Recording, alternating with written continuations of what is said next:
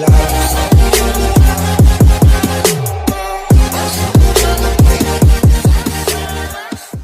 very wonderful good morning to all of you students. Today we are going to revise our poem The Laburnum. Here we are going to start our new poem The Laburnum. The name of the poem is The Laburnum and the poet of the poem is Ted Hughes. In this poem beta, obviously the poet shows the natural beauty of the poem and the nature की जो natural beauty है that poet shows. So without wasting a minute, I would like to start the explanation of the poem. See the first line beta.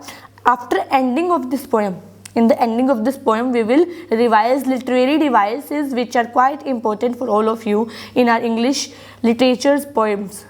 We are going to revise those literary devices. So without wasting a minute, let's start our poem. The laburnum top is silent, quite still. Means the laburnum top is quite silent. It is totally silent. जो laburnum top है बेटा is silent. क्या है वो? Silent. Still. Still means pause. Pause है. हिल डुल नहीं रहा है. There are no movements in laburnum top.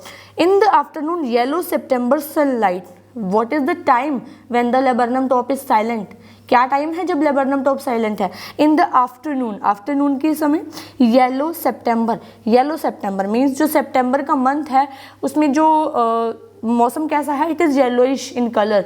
Yellow colour का है सनलाइट और जो सूर्य की रोशनी है वो चारों तरफ बिखरी हुई है. It is spread everywhere. A few leaves yellowing all it's seeds fallen.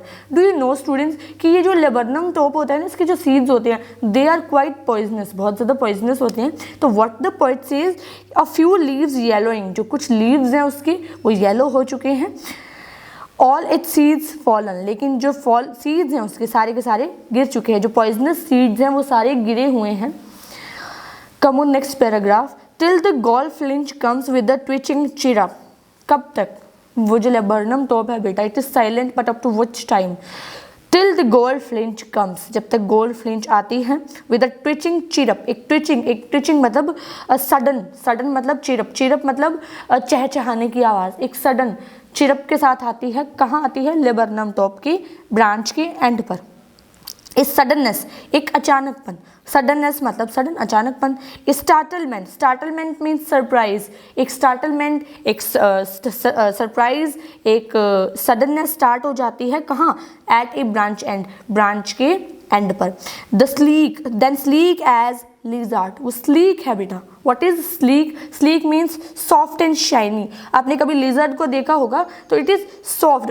जब हम उसको देखते हैं ना it is quite soft and मतलब स्लिपरी सी होती है. लिजर्ड जो होती है ना बड़ी स्लिपरी सी होती है. तो जो हमारी गोल्डफिंच है बेटा इट इज़ स्लीक. ये सॉफ्ट है, शाइनी है. किसकी तरह? लिजर्ड की. यहाँ पर पोएट कंपेयर कर रहा है किसको? गोल्डफिंच को लिजर्ड से. एंड अलर्ट, और वो उसी की तरह अलर्ट है. किसकी तरह? लिजर्ड की तरह अलर्ट है. एंड एब्रप्ट, एब्रप्ट होता है बेटा मतलब चौकन्ने स्वभाव वाला, ऑन द स्पॉट एक्शन लेने वाला. ठीक है, बहुत ज़्यादा मतलब ध्यान रखने वाला हर चीज़ का. दैट इज कॉल्ड एब्रप्ट, चौकन्ने स्वभाव का. She enters the thickness and a machine starts up. She enters, वो एंटर करती है अ थिकनेस, एक थिकनेस में. जो गोल्डफिंच है बेटा वो लेबरनम टॉप की थिकनेस में एंटर करती है. जो छोटा सा पेड़ होता है बेटा लेबरनम टॉप का उसके अंदर एंटर करती है. And a machine starts up, और एक मशीन स्टार्ट हो जाती है वहाँ पर. किस चीज़ की? उन पक्षियों की जो उसके लेबरनम टॉप के बेबी बर्ड्स हैं उनके चहचहाने की. ऑफ चिटरिंग्स, चिटरिंग्स मतलब अभी बताया ना मैंने आपको चहचहाना. चहचहाने की जो चिरप करने की आवाज़ें हैं वो आने लग जाती हैं. And a tremor of wings and trillings, और किस चीज़ की आवाज़ें आती है? Tremor and trilling both are same. Tremor मतलब मीन्स मतलब फड़फड़ाना, फड़फड़ाने की, और ट्रिलिंग मीन्स भी फड़फड़ाना ही होता है. तो जो ट्रेमर है, ट्रेमर करने की, और ट्रिलिंग्स की, विंग्स को आवाज़ें स्टार्ट हो जाती हैं. The whole tree trembles and thrills, जो पूरा का पूरा पेड़ है वो पूरा का पूरा पेड़ जो है trembles and thrills. Tremble and thrills मतलब हिलने डुलने या कांपने लग जाता है. ट्रेम्बल्स एंड थ्रिल्स मतलब कांपने लग जाता है.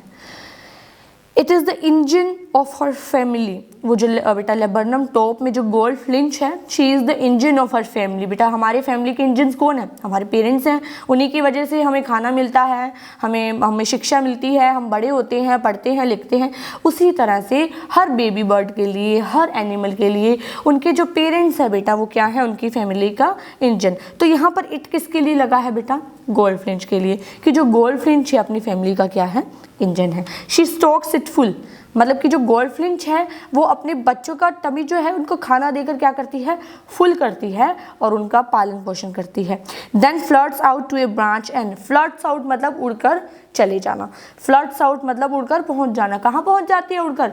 ब्रांच एंड, ब्रांच की एंड पर। Showing her barred face identity mask, आपने कभी देखा हो ना बेटा, तो गोल्ड फ्लिंच के फेस पर, नोज पर है ना, एक ब्लैक कलर का मार्क होता है। पोइट ने उस ब्लैक कलर के मार्क को बैरेड आइडेंटिटी मास्क बताया है, क्योंकि जब वो वहाँ से जाने लगती है, लेबरनम टॉप ट्री है, वहाँ पर जो गोल्ड फ्लिंच है उसके बेबी बर्ड्स हैं, वो आती है, अपने बच्चों को खाना खिलाती है, उनका जो स्टॉक है वो फुल करती है, उनका टमी फुल करती है।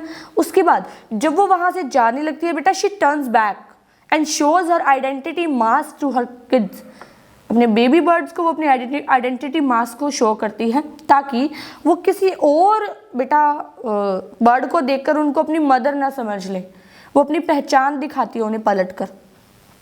Showing her barred face identity mask, उसके फेस पर जो बैरेड है, जो मास्क है, आइडेंटिटी मास्क है ब्लैक कलर का, वो शो करती है।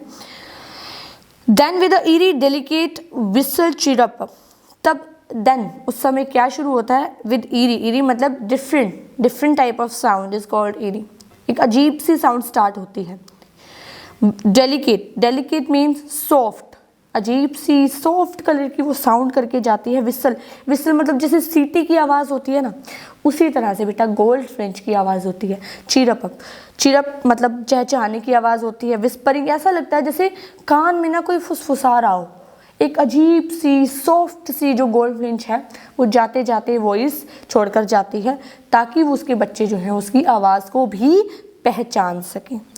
She launches away means she flu away, उड़ जाती है, वो वहाँ से चली जाती है।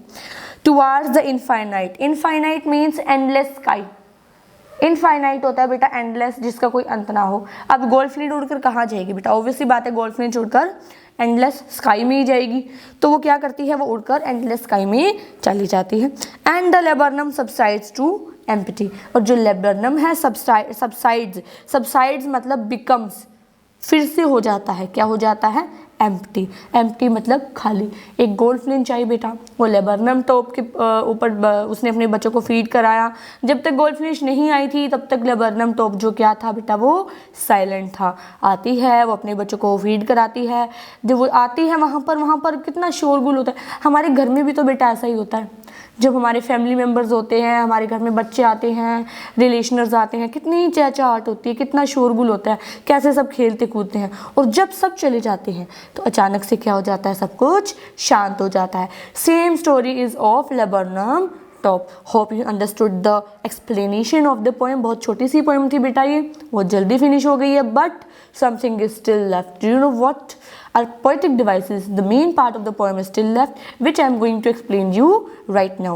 So students, I am going to explain you the poetic devices used in this poem, which are quite important to you. So let's start.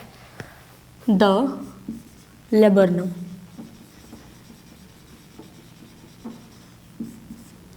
The laburnum poem का नाम है। तो we are going to revise what? We are going to revise poetic devices. अब आप कहोगे ma'am हर बार poetic devices बताते हो, but what are poetic devices? Hindi में आप अलंकार करते हैं, उपमा अलंकार, रूपक अलंकार, अनुप्रास अलंकार। इनका जो यूज़ है बेटा ये पोएम्स में किया जाता है। हिंदी में भी इनका यूज़ कहाँ किया जाता है? कविताओं में। इंग्लिश में इनका यूज़ किया जाता है बेटा पोएम्स में। So here I am going to explain poetic devices used in this poem. So must open your books in front of you. So what the first line says, the laburnum top is silent, quite still in the afternoon yellow September sunlight. क्या लिखा हुआ है इसमें? In the afternoon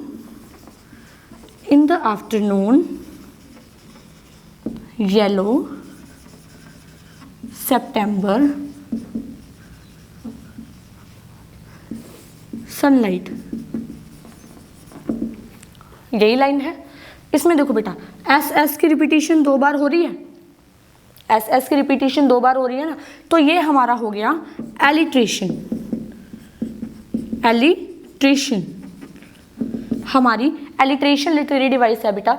जब भी किसी line में, किसी सेंटेंस में एक लेटर की रिपीटेशन बार बार होती है, मैंने वर्ड नहीं कहा, मैंने लेटर कहा है, लेटर मतलब A B A to Z वाले लेटर्स होते हैं, ठीक है, मैंने लेटर कहा है।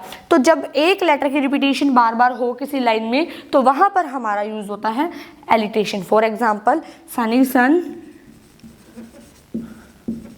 शाइन्स ब्राइटली,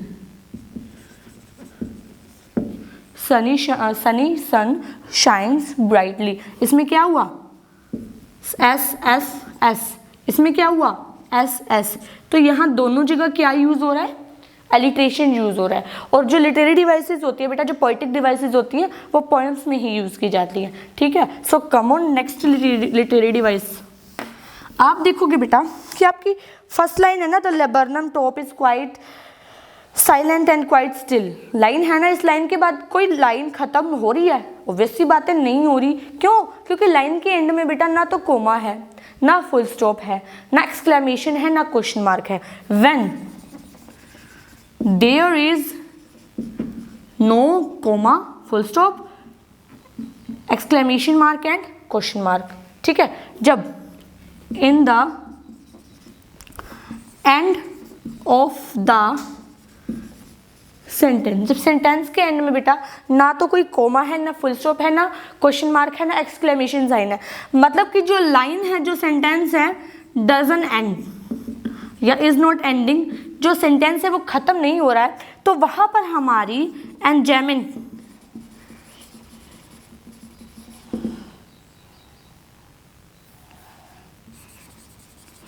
तो वहां पर बेटा हमारी एंजाइमेंट लिटरेरी डिवाइस का यूज होता है। कहाँ पर? जहां पर एंड में ना तो कोमा है, ना फुल स्टॉप है, ना एक्सक्लेमेशन है, और ना ही क्वेश्चन मार्क है, वहां पर हमारी एंजाइमेंट लिटरेरी डिवाइस का यूज होता है। अब आप देखेंगे बेटा टिल द गोल्ड फ्लिंच वाली लाइन में भी लास्ट में कुछ नहीं है, ठीक है। उसके बाद बेटा उससे 2 लाइन्स छोड़ के she enters the thickness and a machine starts up, यहाँ पर भी कोई फुल स्टॉप कोमा कुछ नहीं है ना। तो इन जगहों पर हमारी क्या है? लिटरेरी डिवाइस कौन सी है? एंजाइमेंट लिटरेरी डिवाइस है, ठीक है। Got it. अब जो हमारी एलिट्रेशन है ना बेटा, 1-2 जगह और यूज हो रही है। फॉर एग्जाम्पल बेटा trembles and thrills. Trembles and thrills में देखो, अभी किया हमने टी का रिपीटेशन बार बार हो रहा है ना, तो ट्रेम्बल्स एंड थ्रिल्स में हमारी क्या है? कौन सी पोएटिक डिवाइस है?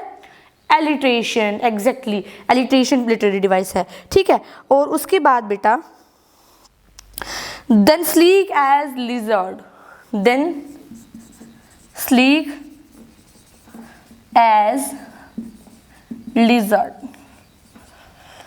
ये लाइन आई है, इसमें हमारा क्या यूज हो गया? एज।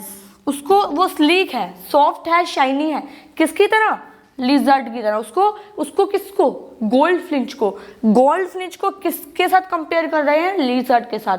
किसकी हेल्प से? एज की हेल्प से। आप सब जानते हैं बेटा, अगर एज और लाइक की हेल्प से हम किसी चीज को कंपेयर करते हैं, तो वो लिटरेरी डिवाइस हमारी होती है बेटा सिमिली। कौन सी होती है? सिमिली, ठीक है। और बिना एज और लाइक के जब हम किसी चीज को कंपेयर करते हैं बेटा, तो वहां पर हमारी होती है मेटाफर। कौन सी लिटरेरी डिवाइस होती है? मेटाफर। समझ में आ गया? तो बेटा अभी हमारी इस पोएम में यही लिटरेरी डिवाइसेस यूज हो रही हैं। So I hope you understood this poem. Thank you so much. Have a nice day.